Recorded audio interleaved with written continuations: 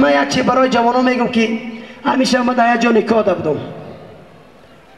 تقوی دختر دعوا کرده که مرا شما چی بودید وکیلانه. ای برادر حرامه میگم، نخواه گوشتی خو حرامه. تو بجای که چند تا بگی که من راضی هستم اینا برید من راضی هستم، تو چیکار میکنی؟ میگی تعامل است. ای برادر تو کافر نکن، خودت حرام نکن.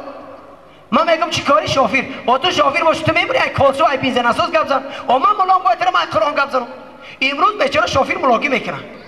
پادوان گئی میشه بیچاره. پادوان دکتر شده. دیگه پیشرفت نمیکنیم و میبره هر کس کارش میکنه.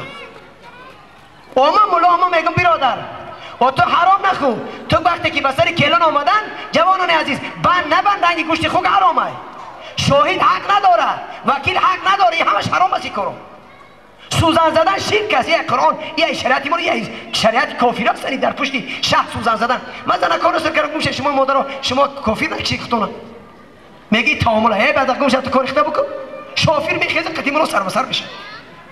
نیکی مادران عزیز آربیزانش خوشان و خوشانی از شریعت است. این در قانون اسلام نیست که تو آربیزان بکنی، لکن یک فال نیک است.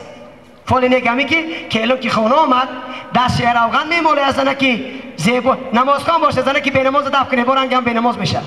یک کمپیری پیری نمازخوان در دست روغن میرزه خواب کنه دعا میکنه انشاءالله شاید با برکت شود.